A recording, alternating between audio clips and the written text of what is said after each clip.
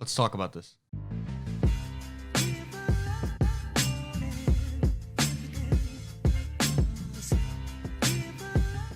This is a can full of coins. Obviously, shaking a can of coins is a common practice to train out excessive barking by something called positive punishment. Positive punishment is an attempt to influence behavior by adding something that is unpleasant. In this case, it's the can full of coins. Now, non-science-based dog trainers will tell you that with this method, what you're doing is you're distracting the dog from the stimuli just enough for them to basically forget what they were doing, and the barking stops in its tracks. Now, if that's all it does, then why do instances of vocalization become less and less frequent the more you use this training tactic? What that means is why, in the absence of the coin can, does the barking stop? And that's because the mechanism of action here for this training technique is fear. Your dog is being conditioned to fear the loud noise of the can. And over time, they begin to fear the can more than the stimuli that's making them bark in the first place. As you can see, dogs have much better hearing than us. So what you can hear from 20 feet away, your dog can hear from 80 feet away. Loud noises are not only unpleasant to your dog, they can actually cause physical pain to the sensitive structures inside of their ears. And you see, barking is a symptom of a problem. It's not the problem in and of itself. And the fact is, most excessive barking is fear-based. In fact, 100% of our excessive barking cases in 2020 were fear-based. And fear-based means that your dog is afraid of the thing they're barking at. That's the stimuli. They are afraid of it, and by barking, they're saying, I want you to go away.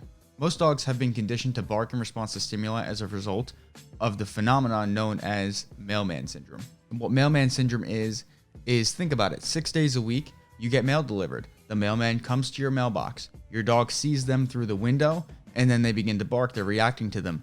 Your mailman puts the mail in the mailbox, turns around and leaves and goes to the next house. You get it. We understand it as humans. The mail was just delivered.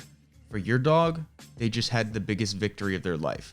They got that scary thing off of their property. That scary thing that was coming towards them must have heard them barking, and now they want nothing to do with it, and they leave. So what this does is it reinforces day after day after day. It reinforces this barking behavior, and that's how they know that they can keep negative things that they are afraid of away from them. So by stopping the barking using the coins in the can, what you're doing is you're reinforcing your dog's fear. Now, not only are they afraid of the stimuli, the mailman, the person walking past your house, the dog that's on leash walking past your house, whatever it is they're reacting to, now they're associating this really negative experience, which is you shaking a can and maybe even yelling at them, but that loud noise from the can has now been associated with the thing that they are afraid of and they are barking at.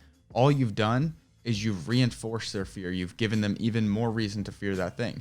But you'll probably see a difference. You'll probably see that the barking has stopped. Here's the problem. This isn't behavior modification. This isn't dog training. This is behavior suppression. You can take the tick away from a time bomb. It's still going to explode. And that's the most serious consequence here with this training technique. Suppression of vocalization means you or someone else is going to get bit and you're not going to get a warning. Because vocalization, whether it be barking, growling, whatever kind of vocalization your dog uses, if you suppress one, you're going to suppress all of them. It's 2021.